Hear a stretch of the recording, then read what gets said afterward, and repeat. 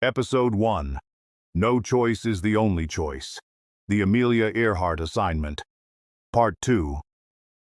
Back in his makeshift hideout, a secluded corner of the airfield, Demetri sat on the floor and scribbled furiously in his notebook, documenting everything he'd learned. The pieces of a plan were starting to come together. It was then he realized what was wrong with his leather notebook. Entire pages were missing. A great many pages, in fact. At that point, the nearby Philco radio crackled on again, startling him as it did. Time grows short, Demetri. Tomorrow they are to depart for Howland Island. Whatever decision you make, act swiftly. The fate of your timeline rests in your hands. What is your plan? He didn't respond immediately. Instead, he stared past the radio at the distant silhouette of Amelia Earhart, working tirelessly on her plane. He breathed deeply before saying, "The fact that Amelia might die here, was that what you were trying to tell me before I entered the portal?" Yes. The AI responded immediately, her tone clinical and unyielding. That must be avoided at all costs. She must leave this island tomorrow. They're not going to let that happen. They'll kill her and anyone else that gets in their way. You must ensure Amelia Earhart gets on her plane and safely flies from this airfield tomorrow. You must stop anyone or anything from preventing that. They're going to sabotage her plane, goddammit. There are too many of them. Somehow, some way they will get to her. She has no chance, Demetri shouted, slamming his fist against the ground. No one knows that for sure. There is more than one possibility. You have no soul, do you? You know she is destined to be killed tomorrow, but everything is just a series of ones and zeros to you, isn't it? Demetri spat bitterly. The AI's response came sharper than usual, almost defensive. Amelia Earhart continues her journey, or your family dies. It has always been the choice, Demetri, and we both know how you will choose. So devise a plan that will work and execute it. The transmission cut off abruptly, leaving behind an oppressive silence. For the first time since stepping through the portal, Demetri felt utterly alone. The evening had gotten late, well after dark, and he was surprised to find Amelia still up, as she seemed to be checking the readiness of her plane yet again. The only solution he could come up with to save her was to keep an eye on her plane himself, and somehow, fix whatever it was the G-men would do to sabotage the plane before Amelia boarded it. Hi, one quick break in the story. I hope you're enjoying the episode. If so, please hit like and also click the subscribe button. Thank you. A wishy-washy plan at best was all he had. Determined to uncover more, to find a way, Demetri approached Amelia directly. She was bent over the Lockheed Electra, inspecting its engine with meticulous precision. Her brow glistened with sweat under the relentless heat of the bright lamp that hung from the engine cover above her head, but she showed no signs of slowing down. "Mrs. Earhart, may I speak with you privately?" Demetri began, clearing his throat nervously. Amelia looked up, surprise flickering across her face. After a moment's hesitation, she nodded. Of course, Demetri. Follow me. I'm due a short break anyway. They walked to a quieter section of the airfield, away from prying ears. Once there, Demetri took a deep breath, steeling himself for what he was about to say. "I know this sounds strange, but I believe your mission is in grave danger. Someone close to you cannot be trusted." Amelia raised an eyebrow, skepticism evident in her expression. And who might that be? "Fred Noonan," Demetri replied without hesitation. "I've heard things that suggest he may not have your best interests at heart." Amelia frowned, crossing her arms.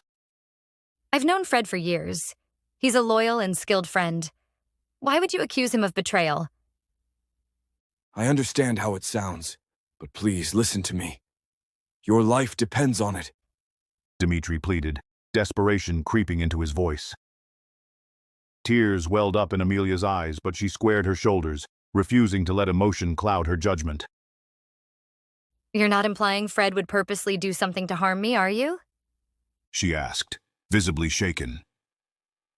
All I know is that they don't want you flying out of here tomorrow, and they'll do anything to prevent it, Demetri told her passionately. Who are they? Amelia pressed, her voice firm despite the fear lurking beneath. This may sound crazy, but I think it's our own government. They're afraid of what your success might mean politically. Amelia shook her head, disbelief etched onto her face. I've received threats, yes. And I've had more engine problems and funding issues than I'd consider reasonable. But at the end of the day, this is a personal accomplishment. Not just for me, but an example of what women can really do. Surely a plane ride couldn't be so important to an entire nation. Demetri shook his head, raising his hands helplessly. I don't see why would either. All I know is that some of those people pretending to be reporters aren't reporters. And your friend Noonan is far too friendly with them. For a long moment, Amelia studied him, weighing his words carefully. Finally, she sighed, resignation settling over her features. I can't abandon this mission. Not now. Not when so much rides on it. But fine. I'll keep an eye on Fred. But I know you're wrong about him. I'm not, Demetri said firmly. Please trust me. If he doesn't board your plane tomorrow, for any reason, neither should you. That night, unable to sleep, Demetri wandered the outskirts of the town, far on the other side of the airfield, keeping to the shadows to avoid detection by the G-men. His plan to keep watch over the plane and fix what the G-men would break was a disaster. All of a sudden, there were more Americans around the hangar, obviously more G-men, and there was no way Demetri would ever get to Amelia's plane undetected. As he walked, the shadowed man materialized behind him, seemingly out of thin, silent air. You're playing a dangerous game, Demetri, The shadowed man said, his voice low and menacing. Do you really think getting Amelia on that plane will save your family? You know if she boards that airplane tomorrow, that she will be killed. You should have told her they planned to murder her. Demetri stiffened, refusing to turn around. The shadowed man was there, right behind him, and closer to Demetri than he'd ever come before, his presence suffocating. The world had suddenly gone deathly silent except for the shadowed man's voice. Stay away from me. I know what I have to do. The shadowed man chuckled darkly. You know nothing. The AI lies to you. She manipulates you just as she manipulates the threads of time itself. Lies. Manipulation. Is that supposed to convince me to trust you instead? Demetri shot back, his voice trembling with barely contained rage. This man, and his actions, are what caused him to lose his family to begin with. He'd never forgotten that. He spun around to confront the figure, only to find a ghost-like apparition wavering before him. The shadowed man's form shifted like smoke caught in a breeze, neither fully present nor entirely absent. It was unsettling to say the least. No wonder he was called the shadowed man, Demetri thought. You have to question what you've been told. The shadowed man continued, his lips moving eerily ahead of his words. Who benefits most if Amelia completes her destiny? Think about it, Demetri. Think carefully. Demetri clenched his fists, torn between anger and doubt. The one who benefits most if Amelia is successful is myself. At least my wife and daughter will have a chance, and that's why I have to make sure she is on that plane. And she's using that to ensure you do her bidding. But you have to ask, why does the AI want her on the plane? The AI wants her to complete her mission too. To fix history. The shadowed man smirked, his ghostly, wavering expression dripping with mockery. Are you sure about that? The AI wants her on that plane only because she knows that it will be sabotaged. I heard them. They're going to kill her tomorrow no matter what. They'll have every conceivable way for her to get off this island watched. Her only hope is to get on that plane. That plane will never leave this airfield, and Amelia will die within it. It's written in history. Is that what you want? No, Demetri said solemnly, his voice barely above a whisper. it's the last thing I would want. Then don't let her board that plane tomorrow. Find another way to save her. The shadowed man countered sharply. With that, he vanished, stepping back into the portal from whence he had come, leaving Demetri alone with his doubts. But at least now because of the shadowed man's words, he had a real plan. After the encounter with the shadowed man, Demetri knew what he had to do.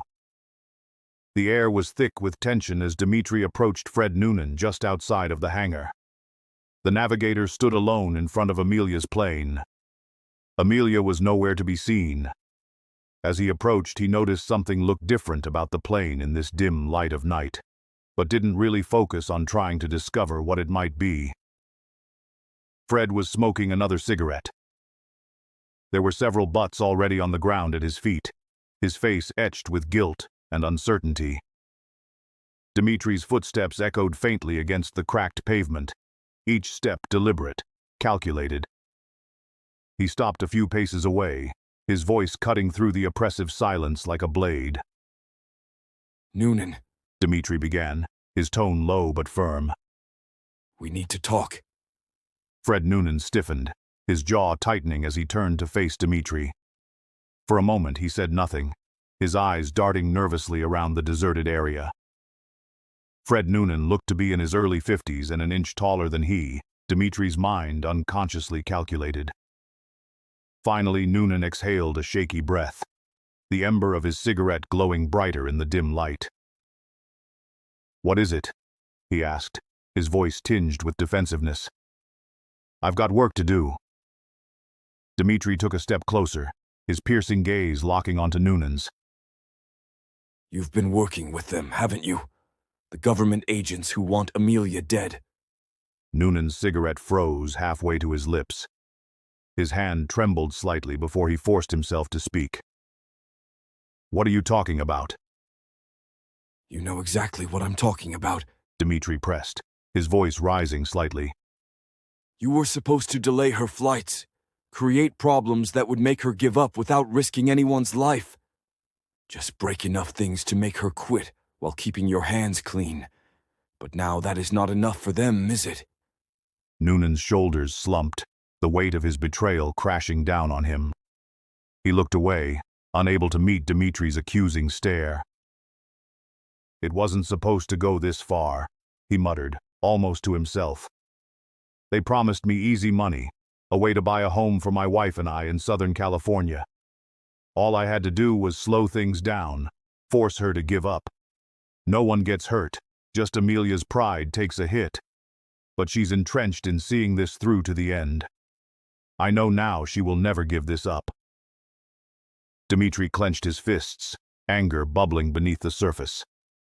But now they've crossed the line. They're planning to kill her tomorrow if she doesn't quit. And you're part of that plan whether you like it or not. I didn't mean for it to go this far. I thought I was protecting us. If we just gave up the mission, no one would get hurt. But now I see the truth. And I hate myself for it." Noonan hesitated, guilt flashing across his face. Finally, he added reluctantly, "I don't know what to do," he admitted softly, his voice cracking under the strain. "I thought I was doing the right thing. But now I see how wrong I was." Demetri studied him for a long moment, searching for any sign of deception.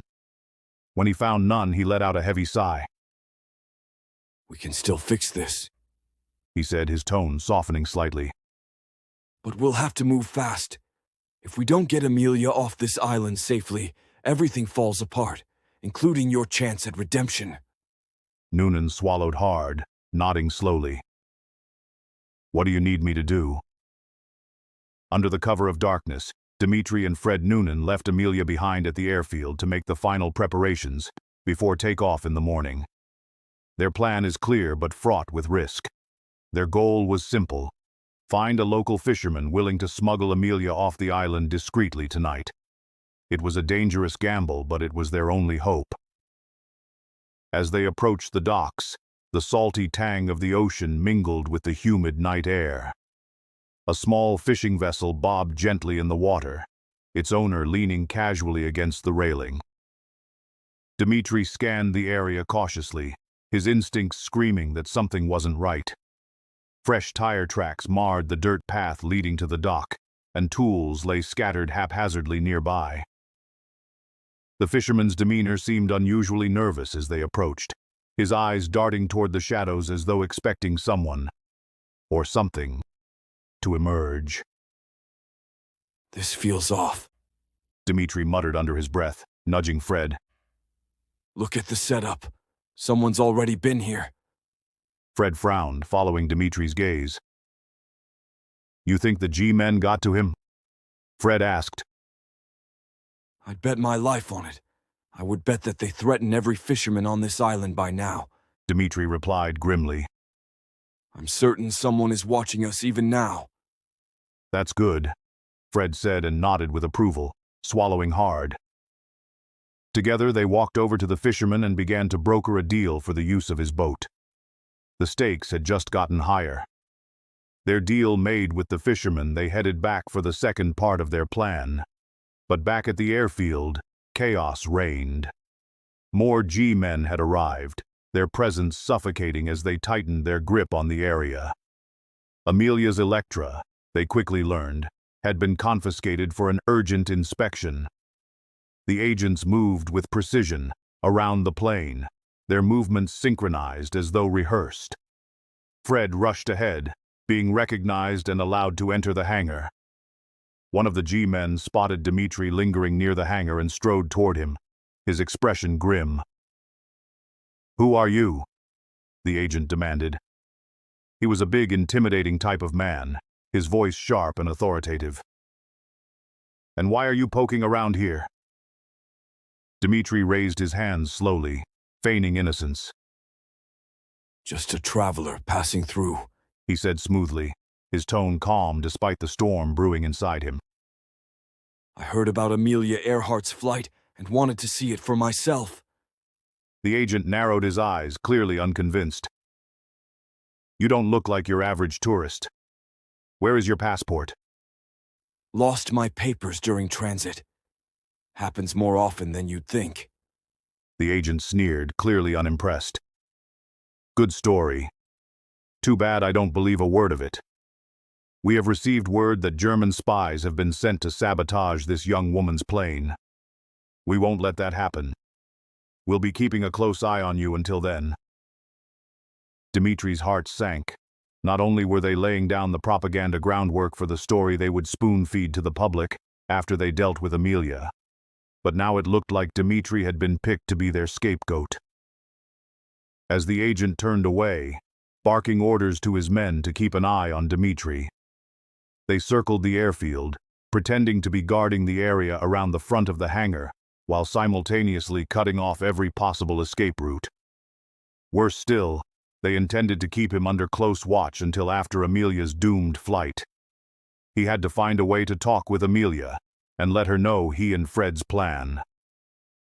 It was now almost 9 a.m., and the morning sun was bright. Amelia was scheduled to fly out soon.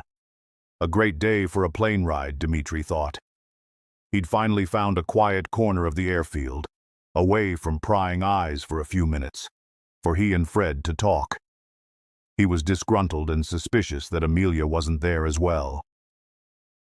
As soon as he got in front of him, Noonan confessed everything. Demetri listened intently, his expression unreadable. You tipped her off about the sabotage, about them wanting to kill her, didn't you? Fred nodded, relief washing over him.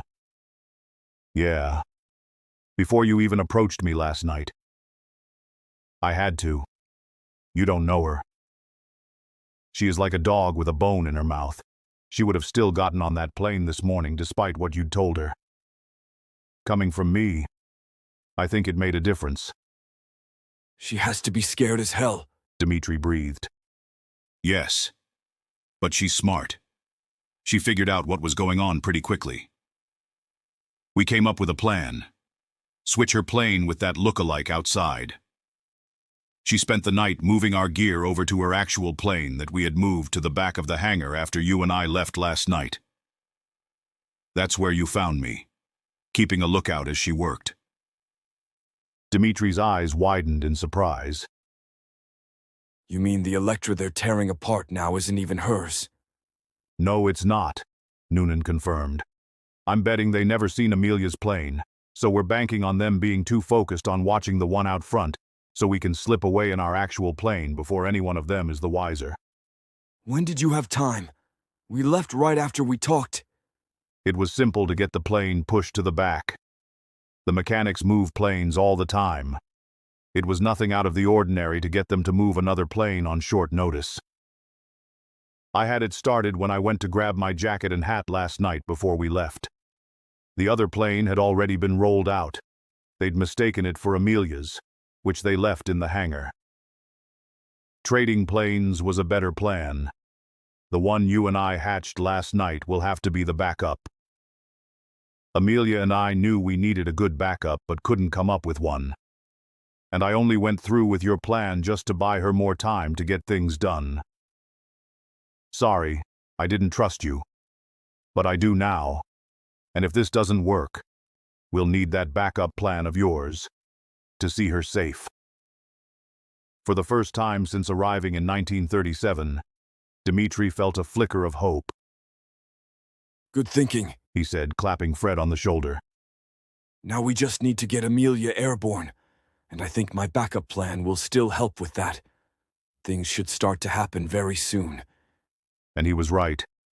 Just then, the sound of approaching footsteps forced them to sprint to the outside of the hangar toward the back, where Amelia waited, their hearts pounding with adrenaline. Every second counted as Demetri and Fred burst around the corner of the hangar. Amelia greeted them with a fierce smile. You were supposed to be here a half hour ago, she quipped, her voice steady despite the tension crackling in the air. We had to wait for a distraction so we wouldn't lead them here, Fred said to her feverishly.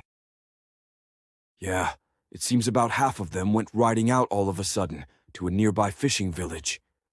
It seems you were recently spotted getting on a fishing boat, Demetri said coolly with a coy grin.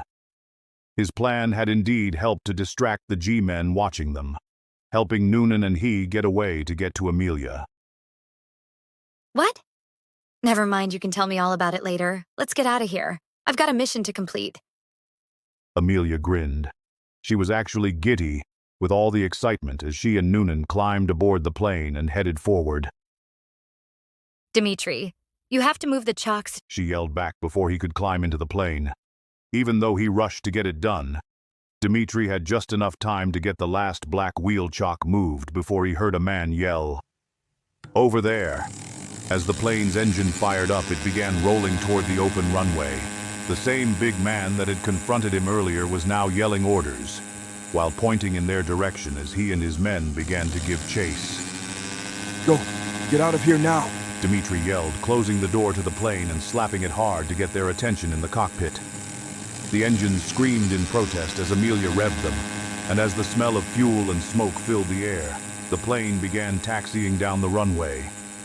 One of the G-men fired his gun recklessly at the plane, and Demetri noticed the bullets only hit the plane back where the passenger cabins should be. Relieved as he was sure Amelia and Noonan would both be in the cockpit by now. The few onlookers were astonished to see the group of men shooting at the plane, and their gasps could be heard even from a distance. Furious, the big man in charge ordered the G-men to put away their guns. Demetri immediately ran as quickly as his legs would take him into the foliage that grew high beside the runway. None of the G-men even looked in his direction, but only at the plane, as it lifted higher. There in the foliage, Demetri stopped briefly, and he too watched as the plane soared into the sky, soon disappearing into the horizon. For a moment, he allowed himself to hope for the best. He'd done it. Amelia and Fred could now complete their voyage around the world. He didn't know how this could change his future, but at least now it gave him hope that it might. It was more than an hour later that Demetri finally found his way back to his makeshift hideout. The G-men had all but vanished after Amelia had taken off. Of that, he was glad. Demetri examined his leather notebook, finally understanding why certain pages had gone missing when he crossed through the time waves. The AI's explanation echoed in his mind. Only living matter can pass through time waves intact. He flipped through the remaining pages, his fingers brushing against the ink-smudged paper. These were the pages drenched in his tears, soaked with his sorrow and desperation.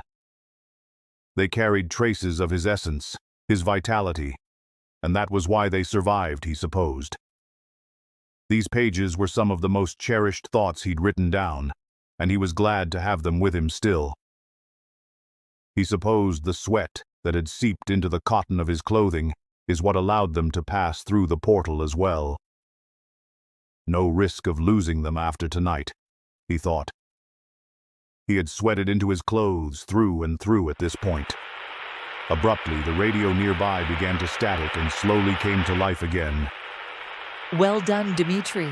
Amelia has safely departed the island, and this fracture will soon be healed, the AI proclaimed. Then just as abruptly as it had come to life, the radio's static faded away, and before him arose the time waves, distorting the light and consuming all sound around it.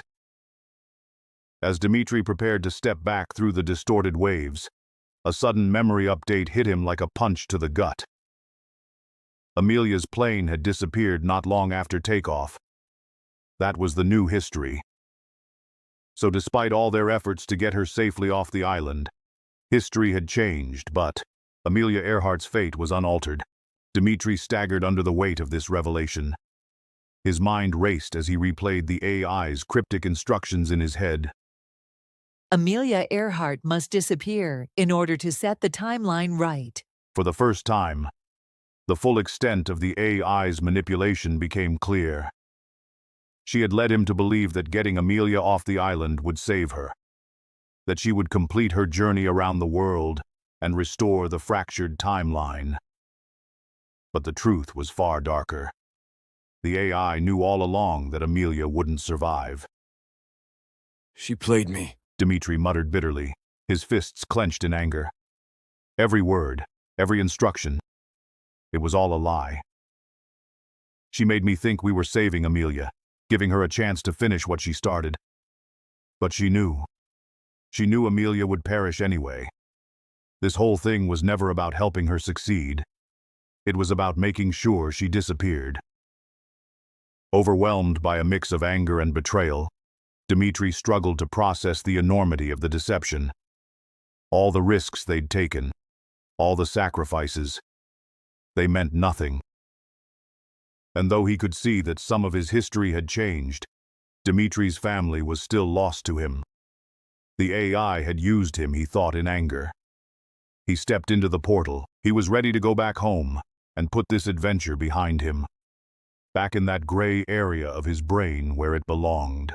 He felt that he was only halfway into the portal when he saw the shadowed man within the time waves. More accurately, the other stood silently waiting for him. This was some form of manipulation of the portal. It was evident that, like the AI, the shadowed man had a deep understanding of the time portal. Demetri's first time through it had taken all but a blink of an eye. Now, it was as if time stood still, and in the center of it was the shadowed man. His form, just as it appeared outside of the time portal, wavered like smoke caught in a breeze. His voice echoed hauntingly, confirming Demetri's worst fears. Now you know the A. I will mislead you, the shadowed man said, his tone laced with bitterness. I know too well how she manipulates history for her own purposes, weaving threads of truth and lies together so tightly that even those who see the fractures can't unravel them. Demetri stared at the apparition, his mind reeling. Why are you telling me this?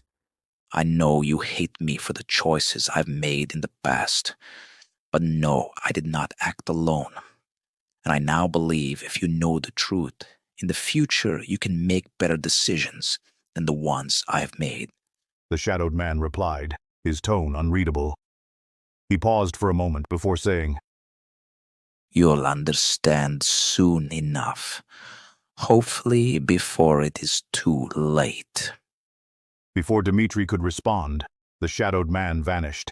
He stepped from the portal and simply vanished, leaving him alone with more questions than answers. It was a blink of an eye later that Demetri emerged from the time waves. He found himself in Honolulu, Hawaii, by the looks of things. He recognized this area as he had been here before on an assignment.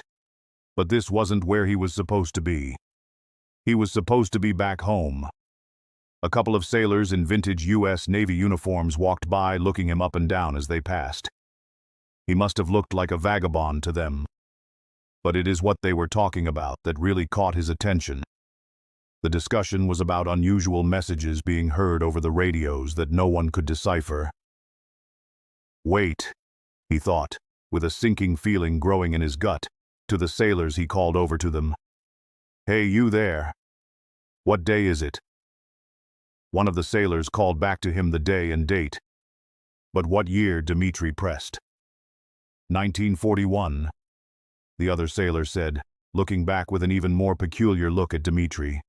Wait, isn't Saturday, December 6th, 1941, the day before the attack? He whispered out loud, his voice sounding nervous even to his own ears. Had she sent him here deliberately? Was this another fracture in the timeline? Whatever the reason why he now found himself at the U.S. Naval Base at Pearl Harbor, Hawaii. The day before it would be attacked by Japan. Demetri had just one thought in mind now. Where is the AI? This concludes the episode. No choice is the only choice. The Amelia Earhart assignment. Thanks for listening, and I hope you enjoyed the episode. Now click the link in the description below to join my free email notification group to be notified when new episodes are published. Plus, if you join within the next 24 hours, you get a special $30 bonus offer. No catch, no hassle. It's just an easy way to put extra money in your pocket that I want to share with you. Now, with the bonus this good, I can't offer it for long, so join the notification group right now so you don't risk missing any episodes. Of course, you can unsubscribe at any time. I hope you enjoyed the story as much as I enjoyed producing it for you, and I look forward to bringing you many more great episodes in the future.